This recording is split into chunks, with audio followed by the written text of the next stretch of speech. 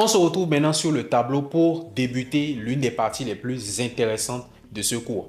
Nous allons parler de l'analyse technique. Donc, je vais te montrer comment analyser un graphique. Mais avant tout, il faudrait que je te parle des bases de l'analyse technique, donc de l'analyse graphique plus précisément. Donc, il faut savoir que quand tu ouvres un actif, ce que tu vas voir sur l'actif, c'est le prix. Le graphique que tu vois là, c'est le prix tout simplement. C'est l'évolution du prix. Le prix a chuté, le prix a monté, le prix a chuté, le prix a monté. Tout simplement. Donc, le graphique, on est d'accord. Donc, lui, son rôle, c'est de te montrer l'évolution du prix. Le prix a monté, il te montre que le prix est en train de monter, le prix est en train de chuter. Il y a trois types d'affichage de graphique. Ce que tu vois là, c'est le chandelier japonais. Ici, par contre, c'est le même graphique que le précédent, mais tu vois que c'est juste des lignes. Tu vois clairement que c'est une ligne, on est d'accord, je sais pas si tu vois bien. Comparativement à ce qui est passé tout à l'heure, le graphique en chandelier japonais. Ensuite, nous avons le graphique en bar chart. Le graphique en bar chart, c'est juste des barres. Comme tu peux le voir ici, tu vois. Toujours le même graphique, hein, mais juste que le type d'affichage est différent.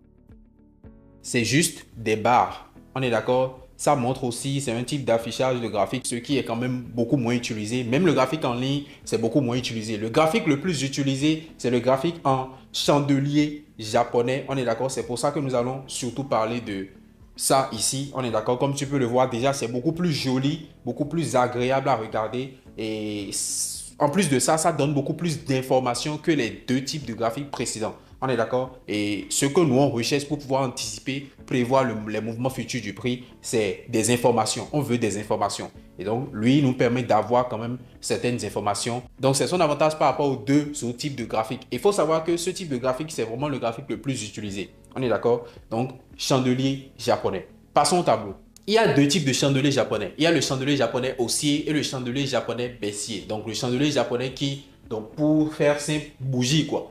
Bougie, donc la bougie qui matérialise une hausse du prix et la bougie qui matérialise une baisse du prix. Là, dans ce cas, tu as le chandelier japonais rouge. Donc, le chandelier japonais baissier. Généralement, c'est rouge, on est d'accord. Et puis, le chandelier japonais haussier qui est en vert. Des fois, il y en a qui choisissent le bleu. En fait, les couleurs sont personnalisables comme tu veux. Mais moi, je te conseille de garder le vert, le rouge ou bien le bleu si tu veux. Bleu, rouge, en tout cas, c'est toujours mieux de garder le chandelier baissier en rouge et puis ceci en vert. Moi, c'est ce que je fais personnellement. Donc, je te le recommande. Maintenant, il faut savoir qu'une bougie est constituée d'un corps et de deux mèches. Donc là, la partie corps, là, c'est la partie qui est en couleur. On est d'accord? Ceci, c'est le corps de la bougie. Ceci, c'est le corps de la bougie. Et les deux extrémités, là, c'est ce qu'on appelle les mèches. Au niveau des bougies, comme je te l'ai dit, c'est juste une représentation de ce que le prix a fait. Donc ici, le prix a monté, tu vois, et ici, le prix a chuté. Avant même de continuer, il faut que tu saches que les bougies ont une durée de vie. On va parler de ça un peu plus bas, les time frames. On est d'accord, en fonction des time frames, les bougies ont une durée de vie. Donc, si par exemple une bougie est née, moi, pour que tu puisses comprendre, je vais prendre le thème de née et de mort. Si une bougie naît, on est d'accord par exemple à 11 heures et que la durée de vie de cette bougie est de 1 heure de temps, ça veut dire qu'à midi, la bougie là doit clôturer et laisser place. Donc il y a une nouvelle, donc la bougie là va clôturer, donc mourir et laisser place à une nouvelle bougie. Donc une nouvelle bougie va naître. On est d'accord? Donc si pendant la durée, le temps de cotation de la bougie, la durée de mouvement de la bougie, la durée de vie de la bougie, le prix a monté, le prix de l'actif a monté, la bougie sera verte. Mais si pendant cette durée-là, le prix a chuté, la bougie sera rouge. Chaque bougie a une durée de vie en fonction du time frame dans lequel tu es, l'unité de temps. On va parler de ça tout à l'heure. Donc, au niveau de la bougie rouge, quelque chose qui, on prend l'exemple d'un avion. Quand l'avion veut atterrir, qu'est-ce qu'il fait? Il quitte le haut pour le bas. On est d'accord? Donc, c'est la même chose ici. Ici, le prix d'ouverture de la bougie, le prix, c'est-à-dire le prix auquel l'actif était quand la bougie est née. On est d'accord? Le prix auquel l'actif était quand la bougie est née, on appelle ça le prix d'ouverture de la bougie. On est d'accord? Et puis le prix de clôture, c'est le prix auquel l'actif était quand la durée de vie de la bougie est terminée, c'est-à-dire quand la bougie est morte, quoi, tout simplement. Quand on prend la bougie haussière, ce qui veut décoller, ça quitte le bas pour le haut. Donc le prix d'ouverture est en bas et le prix de clôture est en haut, tout simplement. Donc le prix d'ouverture, c'est le prix auquel la bougie était quand le marché était quand la bougie est née. On est d'accord? Et puis après, le prix de clôture, c'est le prix auquel la bougie était quand, donc l'actif était quand la bougie est mort. On est d'accord? Donc quand les 1 heure de temps en considérant le fait que c'est une bougie 1 heure, quand les 1 heure de temps se sont écoulées, quel est le prix où l'actif était quand la bougie a clôturé. Donc, c'est ça le prix de clôture. Si le prix d'ouverture, donc si la bougie ouvre maintenant à ce prix et que pendant les 1 heure de temps de mouvement, le prix est descendu, donc le prix de l'actif est descendu sous le prix d'ouverture, la bougie sera rouge. Or que si le prix était monté en rond dessus du prix d'ouverture, la bougie sera verte parce qu'on va considérer que c'est une hausse. Le prix a monté par rapport à là où le marché a ouvert. J'espère que tu comprends bien. On est d'accord? Donc maintenant, au niveau des extrémités, donc les mèches, ce qu'on appelle les mèches, comment ça fonctionne? Les mèches sont tout simplement les débordements, si tu veux, les débordements. Donc moi, j'appelle ça souvent les traces. Les traces. Pendant les 1 heure de mouvement de la bougie, on est d'accord, on va toujours rester dans le cadre des 1 heure de temps, dans l'exemple des 1 heure de temps pour chaque bougie. Pendant ces 1 heure de temps-là, déjà, il faut savoir que le rectangle ici, donc le corps de la bougie, nous montre uniquement le prix d'ouverture et le prix de clôture. C'est tout. Le prix d'ouverture et le prix de clôture.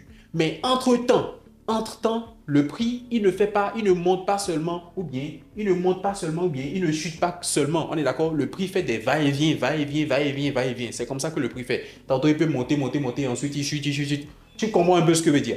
Donc, ce qui se passe généralement, c'est que le corps de la bougie nous montre juste le prix d'ouverture et le prix de clôture. Le prix auquel le marché était quand la bougie est née et le prix auquel le marché est quand la bougie a clôturé. C'est tout. Mais les mèches viennent nous donner un peu plus de détails. Dans le sens où, pendant les 1 heure de temps là, si le prix était monté un peu plus haut, avant de revenir, la mèche là est là pour nous montrer, pour nous donner cette information là. Ou bien le prix était descendu un peu plus bas, avant de se replier, la mèche est là pour nous donner ce genre d'information. Donc en fait, je te prends un exemple. Supposons que tu es dans le sable, on est d'accord, ou bien à la plage, peu importe, là où il y a beaucoup de sable. Tu gardes ton véhicule, tu gardes ton véhicule, on est d'accord. Ensuite, tu t'es dit non, je ne vais pas garer là, je vais reculer un peu. Quand tu vas reculer, tu vas laisser des traces dans le sable. Quelqu'un qui va venir, même si la personne ne te voyait pas quand tu étais arrivé, tu as fait tes mouvements, quelqu'un qui va venir là, à cet instant-là, il voit la trace, il sait que tu étais venu ici, ensuite tu as reculé un peu. Parce qu'il regarde les traces dans le sable et tout et tout. Tu comprends un peu ce que je dis? C'est la même chose ici. Si le prix a ouvert, voilà le prix d'ouverture de cette bougie haussière par exemple. Le prix a ouvert ici. On est d'accord? Donc je vais te prendre l'exemple. Le prix a ouvert ici. On est d'accord? Ensuite, elle a d'abord chuté. Donc le prix est passé sous le prix d'ouverture. Dans ce cas, la bougie serait rouge. Je t'ai déjà expliqué ça. Si le prix, par exemple, le prix a ouvert à 5 $. L'actif était à 5 $. On est d'accord? L'actif était à 5 $ au prix d'ouverture quand la bougie est née. La bougie doit faire 1 heure de temps. Maintenant, quand le prix était à 5 $ quand la bougie est née, le prix a chuté sous les 5 $. Donc, la bougie était descendue. Peut-être la bougie était descendue jusqu'à 4 $. La bougie était descendue jusqu'à 4 $. En fait, le prix était descendu jusqu'à 4 $. Donc, la bougie était de couleur rouge. On est bien d'accord? Ensuite, le prix a remonté. On est toujours dans les 1 heure de temps. On est d'accord? On est toujours dans les 1 heure de temps. Donc, ensuite, le prix a remonté. On est d'accord? Donc, ça laisse la mèche. La mèche nous montre que le prix était descendu jusque-là, mais est reparti. Tu vois? Donc, ça laisse la mèche pour montrer que le prix était descendu jusque-là, mais c'est reparti. Donc, ça laisse la mèche pour te donner l'information là. Donc, le prix est remonté. Il est allé jusqu'ici. Peut-être à 10 $. On est d'accord? Le prix est remonté jusqu'à 10 $. Ensuite, la bougie n'est pas encore clôturée. On est d'accord? La bougie n'est pas encore clôturée. Maintenant, le prix est redescendu. La même bougie doit remontrer la baisse du prix. La même bougie a l'obligation de nous, tant que une autre bougie n'est pas venue, la bougie n'a pas clôturé et une autre bougie n'est pas venue, la même bougie a l'obligation de nous montrer si le prix est en train de monter ou bien si le prix est en train de chuter. Donc, si le prix est monté jusqu'à 10 $, il faut savoir que la bougie était pleine. Là, le truc vert là, ça avait monté jusqu'ici. Ensuite, quand le prix est redescendu à peut-être 8 $, on est d'accord? Le prix est redescendu à 8 $. La bougie a été obligée de se diminuer en laissant tout de même la mèche pour te montrer que j'étais allé là-bas, mais je me suis replié jusqu'à 8 $. En fait, c'est juste la trace pour te montrer. Sinon, en réalité, le prix a ouvert ici et a clôturé ici. Quand les 1 heure sont venues là, le prix a clôturé à 8 $. Donc, le vrai mouvement, c'est 5 dollars à 8 dollars. Point.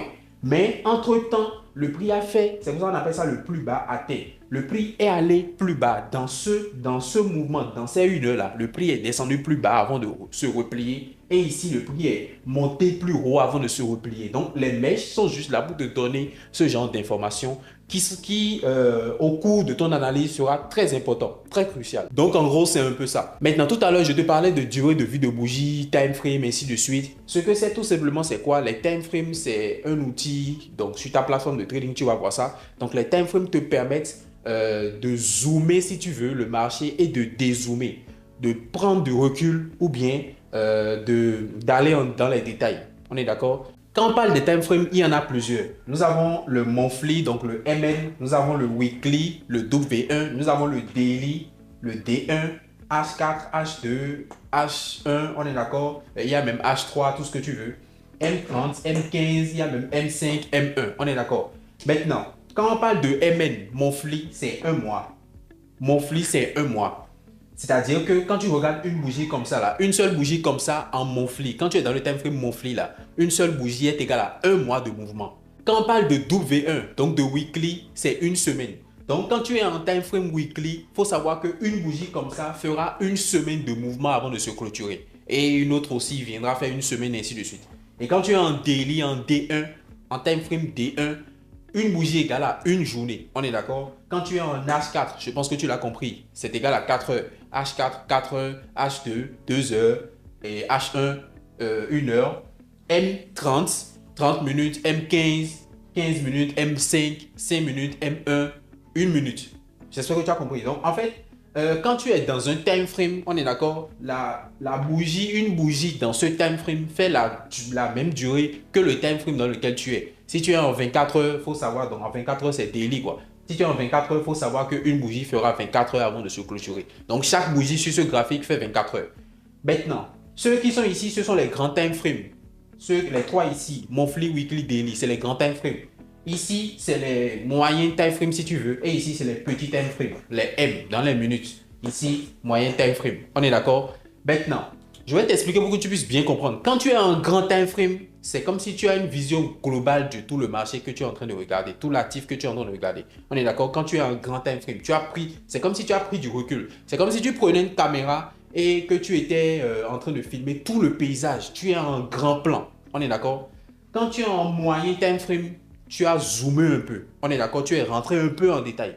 Quand tu es en petit time frame, tu es rentré dans les vrais détails. Tu es rentré un peu trop dans les détails. On est d'accord? Donc, c'est un peu ça. L'affichage en grand time frame, c'est pour voir le marché de façon globale. Et l'affichage en petit time frame, c'est pour voir le marché de façon détaillée. Pour te donner un exemple, supposons que cette bougie-là, c'est une bougie de monthly. Une bougie de monthly, donc un mois.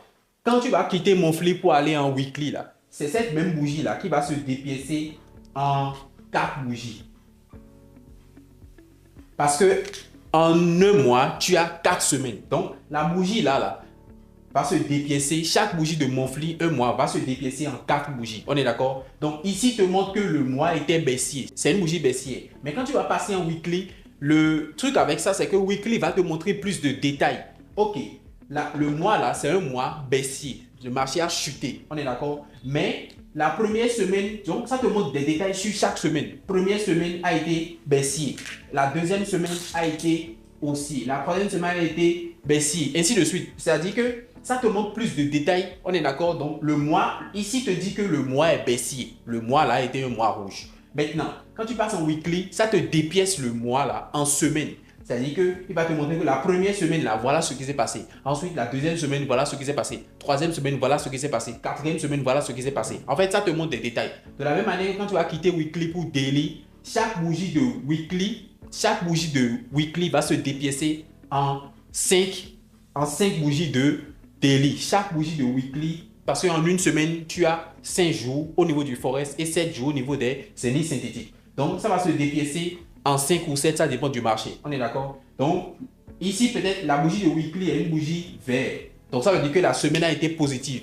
Mais, ça te montre maintenant, quand tu vas passer en daily, ça va se dépiécer en 7 bougies ou bien en 5 bougies et te montrer ce qui s'est passé le lundi, mardi. Lundi, là, ça a été haussier. Mardi, ça a été baissier. Donc, en fait, c'est pour te dire que les time frames te permettent juste d'avoir plus de détails ou bien, en fait, de prendre du recul ou bien d'avoir plus de détails. Ça dépend de ce que tu veux faire.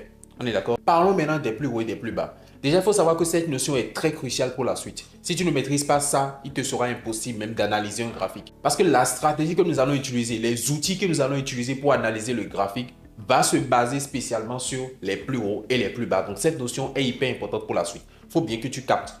Et ce n'est pas une notion assez difficile, donc tu devrais t'en sortir. Ici, un plus haut, c'est quoi? C'est un sommet. Un plus haut, c'est tout simplement un sommet. Et un plus bas, c'est un creux. Ici, par exemple, tu vois que le prix a monté, on est d'accord, et arrivé à un niveau donné, il s'est retourné à la baisse. On est d'accord? Ce point de retournement-là, ça a créé un sommet. Comme tu peux le voir, ça a créé un sommet. Ce sommet-là, nous, on appelle ça le plus haut. On est d'accord? Le sommet, le point de retournement entre une montée des cours et une descente. C'est-à-dire quand le prix monte, arrivé à un niveau donné, il chute là. On est d'accord? Le plus haut qu'il laisse là, le sommet qu'il laisse là, on appelle ça le plus haut. Et au niveau du plus bas, c'est tout simplement le contraire. Donc le prix chute, on est d'accord, et arrivé à un moment donné, il remonte à la hausse. On est d'accord? Là, ça laisse un creux. Ce creux là, on appelle ça le plus bas tout simplement. Donc pour résumer, un plus haut, c'est un sommet. Donc le point de retournement entre une hausse quand le marché est en train de monter et ensuite il a chuté, on est d'accord, le point de retournement c'est un plus haut et le point de retournement entre au niveau de la baisse, on est d'accord, donc le marché est en train de chuter, ensuite ça s'est retourné à la hausse, le point de retournement là c'est un plus bas, donc c'est un creux, on est d'accord. Déjà j'aimerais que tu comprennes une chose avant qu'on ne continue. Il faut savoir que les plus hauts et les plus bas, il y en a plusieurs sur un marché. Quand tu vas ouvrir un graphique, déjà même la première des choses à faire, c'est de pointer les plus hauts et les plus bas. On est d'accord? Maintenant, avant même de pointer les plus hauts et les plus bas, il faudrait que tu saches que il y a plusieurs plus hauts et plus bas sur le marché, mais ce n'est pas tout que nous allons considérer. Pourquoi nous n'allons pas tout considérer? Tout simplement parce que tout n'est pas important. Les plus hauts et les plus bas les plus importants, c'est tout simplement ceux qui ont donné naissance à un mouvement important. Je répète, les plus hauts et les plus bas importants sont tout simplement ceux qui ont donné lieu à un mouvement important. C'est-à-dire que quand tu regardes ce sommet, le mouvement qui a suivi, après la création du sommet, le mouvement qui a suivi est un mouvement important. Tout ceci, on est d'accord. Quand tu regardes ce creux, le mouvement qui a suivi est un mouvement important. Maintenant, compare ça à ceci. Ça aussi, c'est un sommet. Ça aussi, c'est un sommet. On est d'accord, c'est un plus gros. Sauf que comparativement aux deux, on va préférer ceci. Pourquoi? Parce que celui-ci n'a pas créé un mouvement important. On est d'accord? Donc, je te prends l'exemple de ceci, par exemple. Ça aussi, c'est un sommet. Là, c'est un sommet. On est d'accord? Mais pour nous, on ne va pas considérer ça comme un sommet. Tout simplement parce que le mouvement qui a suivi après la création du sommet n'est pas important. Pareil pour le plus bas. Donc, il faut vraiment que tu veilles à ça. Les plus hauts et les plus bas que tu vas vraiment utilisés dans ton analyse, c'est vraiment ceux-là qui ont donné lieu à un mouvement vraiment important. On est d'accord? Donc après la création du plus haut ou bien du plus bas, le mouvement qui a suivi est un mouvement quand même considérable. Ensuite, la deuxième chose que tu dois absolument faire quand tu finis de pointer les plus hauts et les plus bas, c'est de déterminer la tendance du marché. La tendance principale, la tendance générale de ce marché. C'est quoi la tendance? La tendance, c'est tout simplement, tu vois, par exemple, quand tu prends un fleuve, je te prends l'exemple d'un fleuve. On est d'accord? Le fleuve est en train d'aller dans ce sens. Le fleuve est en train d'aller dans ce sens. Ce qui veut dire que la tendance de ce fleuve-là, c'est dans ce sens. Tu comprends un peu? Le fleuve va peut-être faire comme ça, comme ça, comme ça, comme ça. Mais de façon générale, tu vois, ça va vers ce sens. Ça veut dire que la tendance de ce fleuve, c'est dans ce sens. Tu comprends? Donc, c'est un peu ça pour t'illustrer un peu ce que c'est qu'une tendance. La tendance, c'est quelque chose de très important sur le marché. On est d'accord? Donc, avec l'exemple que je t'ai donné maintenant, j'espère que tu te retrouves un peu. Il y a trois types de tendances. Il y a la tendance haussière, la tendance baissière et la tendance neutre. La tendance haussière, la tendance baissière, la tendance neutre. On est d'accord? La tendance haussière, c'est tout simplement un marché. Quand un marché est en tendance haussière, c'est tout simplement un marché qui tend vers la hausse. Alors, il faut savoir qu'un marché, quand tu prends un marché de manière générale, ne va jamais monter en flèche comme ça ou bien descendre en flèche comme ça. Généralement, c'est impulsion, correction, impulsion, correction. En fait, le marché monte, chute, monte, chute, monte, chute, monte, chute. Mais de façon générale, il va vers quelque part. Et c'est ça qu'on appelle tendance. Donc, le marché monte, chute, monte, chute, monte, chute, monte, chute. On est d'accord? Et de façon générale, ici, c'est une tendance haussière. Tu vois que ça monte, ça chute, ça monte, ça chute. Mais de façon générale, ça tend vers la hausse. Ici aussi, ça monte, ça chute. Mais de façon générale, ça tend vers la baisse. Ici aussi, ça monte, ça chute. Mais de façon générale, il est constant. On est d'accord? Dans une tendance haussière, le marché a généralement tendance à monter. On est d'accord? Dans une tendance baissière, ça a tendance à chuter. Et dans une tendance neutre, c'est un peu comme une consolidation. On est d'accord? Donc, il n'y a pas de direction. Ce n'est pas un marché directionnel. Qu'est-ce qui caractérise une tendance haussière? Une tendance haussière est caractérisée par une succession de plus bas alignés à la hausse. On a déjà parlé des plus hauts et des plus bas tout à l'heure. Je t'ai dit que nous allons utiliser ça dans les prochaines notions. Donc là, ça commence. Une tendance haussière est caractérisée par des plus bas, donc principalement des plus bas alignés à la hausse. Bien évidemment, les plus hauts aussi, donc les sommets sont alignés à la hausse. On est d'accord? Mais dans une tendance haussière, c'est les plus bas qui sont les plus importants. Donc les plus bas alignés à la hausse. Comme tu peux le voir, là maintenant, le plus bas 1, au niveau du plus bas 2, tu vois que le plus bas 2 est plus haut que le plus bas 1. Et le plus bas 3 aussi est plus haut que le plus bas 2. Et le plus bas 4 aussi est plus haut que le plus bas 3, ainsi de suite. Si la tendance haussière doit continuer sur cette lancée, chaque nouveau plus bas doit être plus haut que le précédent. On est d'accord? C'est la règle de la tendance haussière. Pour la tendance baissière, c'est tout simple. La tendance baissière, c'est plutôt les plus hauts qui sont à prioriser. Ici, ce sont les plus bas, on est d'accord, mais ici, ce sont les plus hauts. Donc, une tendance baissière est caractérisée par une succession de plus hauts alignés à la baisse. Donc, ici, tu vois que le plus haut 2 est plus bas que le plus haut 1. Le plus haut 3 est plus bas que le plus haut 2, ainsi de suite. Si la tendance baissière doit continuer, chaque nouveau plus haut que le marché va créer doit être plus bas que le précédent. Chaque nouveau plus haut. C'est-à-dire que si par exemple le marché doit créer un autre plus haut maintenant, il va monter, créer un plus haut ici et rechuter par la suite. Donc tu vois que ça sera le plus haut 5 et le plus haut 5 sera plus bas que le plus haut 4. Dans ce cas, la tendance baissière continue toujours. Tant que cette règle est respectée, on est toujours dans une tendance baissière.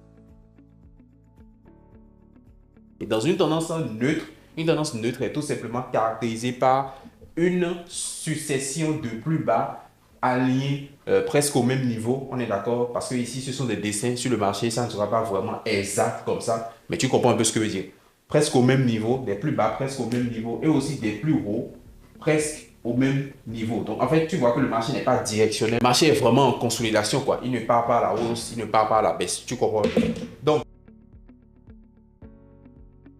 avant même de continuer, j'aimerais que tu comprennes une chose. Quand un marché est en tendance, il faut savoir qu'il aura tendance à faire des impulsions et des corrections. Bon, surtout quand c'est dans le cas d'une tendance haussière et baissière. On est d'accord? Le marché aura tendance à faire des impulsions et des corrections.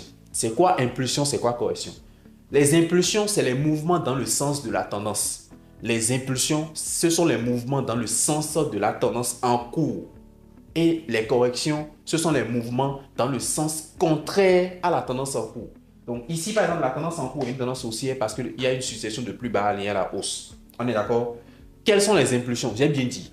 Une impulsion est un mouvement dans le sens de la tendance qui est en cours. Donc voilà la tendance qui est en cours qui est haussière. Ça veut dire que tous les mouvements de hausse sont des impulsions. Tout ce que tu vois ici comme hausse, on est d'accord? Ce sont des impulsions. Et donc, parce que c'est dans le sens de la tendance. Les mouvements contraires sont donc des corrections. Donc par exemple, les baisses qui se retrouvent ici. Les mouvements baissiers qui se retrouvent ici sont des corrections. J'espère que tu comprends. Ici, par exemple, c'est une tendance baissière. Essaie de faire l'exercice là dans ta tête. Ici, maintenant, les impulsions, c'est quoi? Prends 5 secondes pour répondre. Les impulsions, c'est quoi? Les corrections, c'est quoi? Correction. Les impulsions, ce sont les mouvements de baisse ici à ce niveau parce que la tendance est baissière. Tu vois? Donc, impulsion, correction, ça dépend de la tendance qui est en cours. Impulsion dans la tendance baissière, ce sont les baisses parce que ce sont les mouvements dans le sens de la tendance en cours. Mais au niveau de la tendance haussière, ce sont les hausses. Donc, impulsion ici, c'est les baisses et les corrections, c'est tout simplement les mouvements haussiers qui sont dans la tendance baissière, tout simplement. On est d'accord? Donc, c'est très important de comprendre cela. Si tu veux, les impulsions et les corrections, c'est le marché, il va. Ensuite, il revient prendre des forces pour repartir encore à nouveau. Tu comprends? Tu remarques qu'après une impulsion, il y a une correction. Et après la correction, il y a une nouvelle impulsion qui démarre. C'est comme quand tu cours. Ensuite, tu te reposes un peu, tu prends de l'eau, tu prends des forces pour recourir encore. Tu vois un peu ce que je veux dire? Encore, c'est un peu ça, quoi. Le marché revient prendre appui, revient prendre des forces dans les corrections pour repartir encore. Tu comprends un peu? Donc, généralement, à la fin d'une correction, il y a une nouvelle impulsion. Maintenant, quel est le but de tout ceci? Parce qu'on est là quand même pour analyser les marchés et pour pouvoir anticiper les mouvements futurs, prévoir et puis acheter ou vendre pour pouvoir gagner de l'argent. C'est ça le plus important, pour pouvoir être profitable. Donc, dans une tendance haussière, il faut savoir que les positions que tu vas prioriser seront les positions acheteuses. Je répète, dans une tendance haussière, il faut savoir que les positions que tu vas prioriser seront les positions acheteuses. Tout simplement parce que le marché aura tendance à monter. Dans une tendance haussière, là, les baisses que tu vois dans une tendance haussière, c'est juste des corrections. On est d'accord, c'est juste des corrections. Sinon, le vrai mouvement, ce sont les mouvements. Tu vois que les corrections, c'est des petites. C'est pas si long que ça, mais les impulsions, c'est des mouvements importants, tu vois. Et généralement, c'est des mouvements même brutaux comparativement aux mouvements de correction qui sont des mouvements qui sont assez bizarres, qui ne sont même pas agréables à trader, quoi, généralement. On est d'accord? Donc, dans une tendance haussière, tu vas prioriser les achats, tu vas prioriser les positions acheteuses, on est d'accord? Donc, généralement, à la fin d'une correction, tu vas chercher une entrée pour acheter, on est d'accord? Parce qu'à la fin d'une correction, il y aura une nouvelle impulsion dans une tendance haussière. Donc, toi, tu dois te positionner à la fin des corrections pour profiter du mouvement. Ça serait l'idéal. Donc, dans une tendance haussière, il faut chercher à acheter parce que le marché aura plus de chances de continuer sa hausse, quoi, tu vois. Dans une tendance baissière, je pense que tu l'as compris, il faut chercher à vendre. Tu comprends un peu? Il faut chercher à plus vendre. Je vais toujours revenir sur l'exemple du pont. Le pont qui est comme ça. Si tu prends ton vélo et que tu pédales du bas pour en haut, il te sera très difficile de monter. Tu es d'accord? Maintenant, si tu prends ton vélo, tu commences du haut et tu veux descendre, il te sera beaucoup plus facile. Tu n'as même pas besoin de pédaler. On est d'accord? C'est pour te dire que quand tu es dans le sens de la tendance qui est en cours, ton trade a plus de chances de passer que quand tu es dans le sens inverse. Tu vois, ton trade a plus de facilité à passer, on est d'accord? Il y a plus de probabilité que ton trade aille dans ton sens que quand tu es dans le sens inverse. On est d'accord? Donc ici, par exemple, la tendance est baissière. Donc les trades les plus intéressants, l'idéal serait de chercher à vendre. On est d'accord? De prendre des positions vendeuses. Les hausses, ce serait vraiment des trades très difficiles, on est d'accord? Et généralement, c'est là où tu vas te prendre assez de SL. Tu comprends? Donc, il faut toujours chercher à rester dans la tendance. Il y a un adage boursier qui dit Trend is your friend. La tendance est ton ami. Trend is your friend. Toujours trader dans le sens de la tendance et tu vas maximiser tes chances de réussite. Dans une tendance neutre, personne n'a gagné le combat. Il faut savoir qu'un marché, c'est un combat. Combat entre acheteurs et vendeurs. Dans un marché à tendance neutre, personne n'a gagné le combat. Ils sont toujours en train de se discuter la place de qui aura la main. Parce que là, tu vois, personne n'a encore gagné le combat. Le marché est toujours en consolidation. Moi, je recommande de ne rien faire. Il faut attendre. Wait. Il ne faut rien faire. Il faut attendre tout simplement. On est d'accord? Quand le marché va finir son combat là, il va prendre une direction et tu vas pouvoir suivre cette direction là.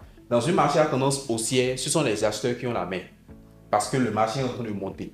Les prix montent pourquoi? On avait déjà parlé de ça. Les prix montent tout simplement parce qu'il y a beaucoup plus d'acheteurs que de vendeurs. Donc, il y a beaucoup de personnes qui achètent dans ce marché-là.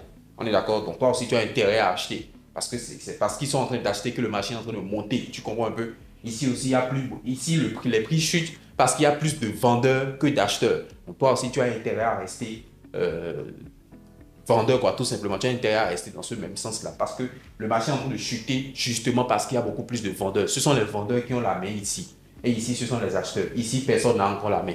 J'espère que tu as capté. Parlons maintenant de ce qu'on appelle ligne de tendance, donc trend line. On a parlé de tendance tout à l'heure. Maintenant, on parle de ligne de tendance. Trend, tendance, ligne de tendance, trend line. On est d'accord? Donc, la ligne de tendance, déjà, ça ne concerne pas la tendance neutre. Ça concerne uniquement la tendance haussière et la tendance baissière. On est d'accord? Donc, c'est une ligne oblique qui, je pense, tu te rappelles, on a dit, la tendance haussière, c'est des plus bas alignés à la hausse. Une succession de plus bas alignés à la hausse. Et la tendance baissière, c'est une succession de plus hauts alignés à la baisse. Donc, creux aligné à la hausse, sommet aligné à la baisse. Donc, c'est une ligne oblique qui va juste passer par les plus bas qui sont alignés à la hausse dans le cas d'une tendance haussière et par les plus hauts qui sont alignés à la baisse dans le cas d'une tendance baissière. Donc ici par exemple, on a notre 1, 2, 3. Donc 3 plus bas alignés à la hausse. On est d'accord? Ce que nous allons faire, c'est quoi? C'est que nous allons prendre notre ligne de tendance. On est d'accord? Je vais te montrer lorsqu'on sera dans la partie pratique. Tu vas comprendre un peu comment ça marche et tout. Mais déjà, il faudrait que tu comprennes la notion. Donc, on prend notre ligne de tendance et on relie les plus bas qui sont alignés à la hausse. Et on a notre ligne de tendance. En fait, ta ligne de tendance doit passer par les plus bas. Donc, après avoir déterminé la tendance, donc on récapitule. Tu ouvres ton graphique, on est d'accord? Déjà, tu dois rester dans les grands time frames du style weekly ou bien daily. On est d'accord? Weekly ou daily. Ensuite, tu pointes les plus hauts, les plus bas. puis tu détermines la tendance générale du marché. Après avoir déterminé la tendance générale du marché, tu viens maintenant placer la ligne de la tendance générale. On est d'accord? Donc là, voilà notre ligne de tendance. On est d'accord? Donc, quel est le rôle de cette ligne de tendance? Il y a deux choses que je vais te dire par rapport à cette ligne de tendance. La ligne de tendance haussière, déjà, il faut savoir que c'est une ligne qui représente un support. Un support, c'est-à-dire que le marché aura tendance, quand tu traces bien ta ligne, quand tu traces bien une ligne de tendance haussière, là, tu vas voir que ta ligne de tendance, la tendance vient se poser. Tu vas remarquer que toute la tendance haussière vient se poser sur la ligne. Je ne sais pas si tu remarques. En fait, la ligne de tendance haussière doit être comme un sol pour la tendance haussière. Quand tu places une bonne ligne de tendance haussière, tu dois remarquer que la ligne de, comme dans ce cas quoi, la ligne de tendance haussière doit être comme un sol. Tu dois remarquer que la tendance haussière prend appui sur la ligne. C'est comme toi, quand tu marches, tu prends appui sur le sol. C'est exactement ça. La tendance doit prendre appui sur la ligne. Toute la tendance, on est d'accord, on ne va pas tracer une ligne qui va rentrer dans la tendance. Non, non, non. La ligne doit vraiment être aux extrémités. On doit voir la tendance rebondir dessus. Rebondir dessus. Donc, c'est un peu ça. Et la ligne de tendance haussière représente un support. C'est-à-dire que ça supporte le prix. Le prix vient prendre appui dessus et repart. Le prix vient prendre appui dessus. C'est comme une balle de tennis. Quand tu prends une balle de tennis, tu jettes ça sur le sol, ça type, ça repart à la hausse. Donc ça supporte. Tu vois, c'est ça le rôle de support, c'est de rejeter le prix à la hausse. On est d'accord? Et ici, pour la ligne de tendance baissière, c'est une ligne de tendance qui va passer par les plus hauts alignés à la baisse. Donc un peu comme ça. On est d'accord? Et donc là, tu as ta ligne de tendance baissière. On est d'accord? Donc c'est une résistance. Là, pour le coup, c'est une résistance. Donc c'est une ligne qui va rejeter le prix à la baisse. C'est comme quand tu prends toujours ta balle de tennis que tu envoies sur l'euro. On est d'accord? Tu vas remarquer que ça va se replier à la baisse. Ça va typer l'euro. On est d'accord? Et ça va se replier à la baisse. Donc c'est exactement ça. C'est une résistance. Une ligne de tendance baissière, c'est une résistance. Et c'est un peu pareil avec ce que je t'ai expliqué au niveau de la tendance, la ligne de tendance haussière. On est d'accord? Donc, tu dois remarquer que toute la tendance baissière vient prendre appui sur la ligne de tendance baissière. C'est très important. Toute la tendance baissière, donc toute la tendance baissière vient prendre appui sur la ligne de tendance baissière pour repartir. Là, quand tu vois ça, tu sais que tu as placé une bonne ligne de tendance. On est d'accord? Quel est le rôle de la ligne de tendance? Déjà, je t'ai dit, ceci, c'est un support. Et ceci, c'est une résistance. Et je t'ai déjà expliqué, support, c'est un niveau sur lequel le prix vient prendre appui pour repartir à la hausse. On est d'accord? Résistance, c'est un niveau sur lequel le prix vient prendre appui pour repartir à la baisse. C'est un peu ça. Rappelle-toi de l'exemple de la balle de tennis de tout à l'heure. Tu jettes ça sur le sol, ça type, ça repart à la hausse. Tu jettes ça en haut, ça type, ça repart à la baisse. Support, résistance. Maintenant, ici, la ligne de tendance haussière, donc ce support oblique là, parce que c'est oblique, on est d'accord? Son rôle serait tout simplement, si tu as bien compris ce que je t'ai expliqué, serait tout simplement de rejeter le prix à la hausse. C'est-à-dire que si le marché vient se poser une nouvelle fois, on est d'accord, sur la ligne de tendance haussière, il aura tendance à être rejeté à la hausse. Parce que c'est un support. N'oublie pas, on est d'accord? Donc, comme nous, on cherche à anticiper les mouvements futurs du prix, qu'est-ce que nous allons faire? Comme on sait qu'il y a une ligne de tendance et que sur la ligne de tendance, le prix a plus de chances de venir se poser et repartir à la hausse, on peut chercher à acheter dans ces zones-là. Ben, on peut chercher à acheter dans ces zones-là parce qu'on sait que le marché aura tendance à faire quoi? Le marché aura tendance à monter quand il va venir une nouvelle fois sur le support. L'analyse technique repose sur le simple principe qui est que ce qui est passé aura tendance à se reproduire. Je répète, l'analyse technique est reposée sur un principe simple. Ce qui est passé aura tendance à se reproduire. Ici, quand le marché est venu ici sur la ligne, il a rejeté. Seconde fois, rejet. Troisième fois, rejet. Donc, logiquement, s'il revient, il revient encore sur la ligne, on est d'accord, il y aura un rejet. C'est comme un support qui rejette le prix à la hausse. Donc, toi, comme tu sais que le support va rejeter le prix, si le prix vient sur le support, tu vas chercher à acheter pour effectivement, si effectivement le prix monte, on est d'accord, donc si c'est que le support joue son rôle et que ça rejette le prix à la hausse, toi, tu as déjà acheté ici. Donc, tu gagnes de l'argent parce que tu as acheté, le prix à monter. Tu comprends un peu? Donc, c'est comme ça que fonctionne la ligne de tendance. Déjà, à partir de 2 plus bas, tu peux placer ta ligne de tendance. Quand tu as 1, 2, tu peux déjà placer ta ligne. Quand tu as un seul, tu ne peux pas placer. Mais quand tu as 1, 2 plus bas, déjà aligné à la hausse, tu peux placer ta ligne de tendance. Quand le marché va venir une troisième fois, tu peux chercher à acheter. Une quatrième fois aussi, tu peux chercher à acheter. Ainsi de suite, tu comprends, c'est ça le rôle d'une ligne de tendance. De la même manière, quand tu as une tendance baissière, c'est la même chose, mais inverse. Le prix aura tendance à venir sur la résistance. Et comme j'ai dit, la résistance rejette le prix à la baisse. Donc toi, vu que tu es là pour anticiper les mouvements futurs du prix et que tu sais que la résistance, c'est une résistance qui est là parce que c'est toi-même qui l'as placée, on est d'accord, lors de tes analyses. Et tu as remarqué que comme la résistance est là, ça aura tendance à rejeter le prix à la baisse. Tu peux donc anticiper cela. Donc tu vas chercher à sell ici. On est d'accord? Et donc, le prix, quand il va venir dessus, si effectivement le prix rejette, la résistance rejette le prix, tu vois que le prix va commencer par chuter. Mais toi, tu as déjà anticipé ça, donc tu es déjà rentré là, donc tu vas profiter de la baisse et donc gagner de l'argent tout simplement. J'aimerais quand même faire un petit disclaimer. J'aimerais vraiment te rappeler que le trading est une question de probabilité. Donc, ce n'est pas une science exacte. Tout ce que je suis en train de montrer ici, c'est des choses qui marchent. Sauf que ça ne va pas marcher, genre 100%. Quand sur 10 trades, sur 10 fois que tu utilises là, ces 10 fois vont se passer exactement comme ça. Non. Le trading, c'est une question de probabilité. On est d'accord? Et le plus important, c'est de mettre les probabilités de son côté. On est d'accord? Donc, certes, c'est des choses qui marchent, mais ce n'est pas une science exacte où, quand le prix va venir là, forcément, il doit chuter. Non. Il a plus de chances de baisser quand il va venir sur la résistance. Il a plus de chances de monter quand il va venir sur le support. Il y a une différence. Supposons que tu trades uniquement avec ceci, les lignes de tendance. Sur 10 trades, le plus important, c'est quand même d'être profitable. Ce n'est pas que chaque fois que tu vas utiliser ça, que ça marche. Ce n'est pas ça. Je t'en avais déjà parlé. Il n'y a pas cette stratégie-là qui va te donner un win rate à 100%. C'est-à-dire que chaque fois que tu prends un trade, toutes les fois, ça va passer. Non, c'est impossible. On est d'accord? Et d'abord, on ne cherche même pas ça. On ne cherche pas à avoir raison sur les marchés. On cherche à gagner de l'argent, à être profitable. Ensuite, parlons du retournement de la tendance. Déjà, il faut savoir qu'une tendance n'est pas éternelle. Quand le marché est dans une tendance haussière, ne veut pas dire que ce marché-là va spécialement rester dans la tendance haussière et il ne va plus jamais changer de tendance. Non.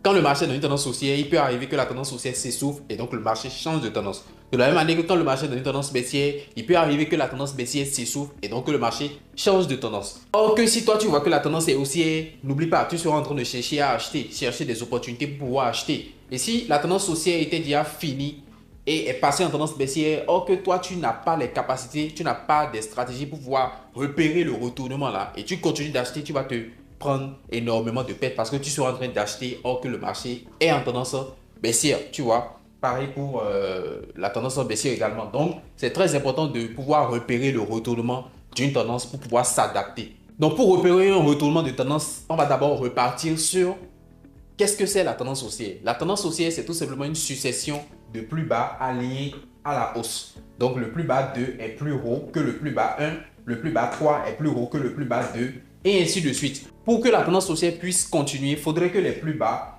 restent toujours sur ce même rythme-là. Donc, c'est-à-dire que continue d'être aligné à la hausse. Donc, si par exemple le marché monte comme ça maintenant, il fait une correction, la correction peut venir jusqu'ici par exemple et repartir. C'est-à-dire que là, le plus bas 4 est plus haut que le plus bas 3. De la même manière, s'il veut encore créer un autre plus bas 5, donc si la tendance haussière est toujours en cours, le marché doit venir encore corriger, créer un plus bas 5 en haut du plus bas 4 et continuer encore son chemin et ainsi de suite. Là, la tendance haussière est toujours en cours, tu peux toujours être en train de chercher des opportunités d'achat. Maintenant, si on doit suivre cette règle, qu'est-ce qui annulera la tendance haussière? C'est l'inverse tout simplement. La règle de la tendance haussière dit quoi? Chaque nouveau plus bas doit être plus haut que le précédent. Chaque nouveau plus bas doit être plus haut que le précédent. Chaque nouveau plus bas doit être plus haut que le précédent. Chaque nouveau plus bas doit être plus haut que le précédent. Ça veut dire que le marché ne doit jamais dépasser le précédent plus bas. Il doit plutôt rester en haut de celui-ci et créer de nouveaux plus bas en haut. On est d'accord. Mais à partir du moment où le prix dépasse le niveau du précédent, on est d'accord, le niveau du précédent plus bas. Donc, normalement, il était censé venir quelque part ici, maintenant, créer un nouveau plus bas 5 et repartir, qui serait plus haut que le plus bas 4. Mais là, tu vois qu'il dépasse. À partir du moment où il dépasse le plus bas 4, la règle est annulée. Parce qu'il n'est pas censé dépasser le précédent plus bas, il est censé rester en haut de lui et créer d'autres plus bas en haut. Mais à partir du moment où il dépasse, il annule la tendance haussière et on passe automatiquement en tendance baissière. J'espère que tu as compris. De la même manière, si tu as bien compris ce système-là, tu peux facilement déduire pour la tendance baissière. Dans une tendance baissière, les plus hauts sont alignés à la baisse. Donc, chaque nouveau plus haut doit être plus bas que le précédent. Si le marché doit créer un plus gros, maintenant il viendra quelque part ici et repartir. Donc le plus gros 4, il va créer un plus gros 4 ici, qui est plus bas que le plus gros 3. Ce qui signifie que la tendance baissière est toujours d'actualité. Donc il faut toujours continuer par chercher des opportunités vendeuses. On est d'accord? Mais là, à partir du moment où le prix dépasse le plus gros 4, parce qu'il n'est pas censé dépasser le plus gros 4 en réalité. Il n'est pas censé dépasser le plus gros 4. Il est censé rester en bas du plus gros 4 et créer un nouveau plus bas. Venir peut-être quelque part ici, créer un nouveau plus gros plutôt en bas du plus gros 4 et continuer son chemin. Là, la tendance baissière est toujours d'actualité. Il n'est pas censé dépasser le précédent plus haut. Mais à partir du moment où il dépasse le précédent plus haut, il annule la tendance baissière tout simplement. Il passe en tendance haussière. On est d'accord? Donc, c'est un peu ça. Il faut vraiment garder ça en tête. Le retournement de tendance est très important parce que ça te permet d'être vite alerté quand le marché n'est plus dans cette tendance-là, quand le marché est en train de changer de tendance et donc, quand le rythme change, il faut changer de cadence. C'est ça, on dit non. Bref.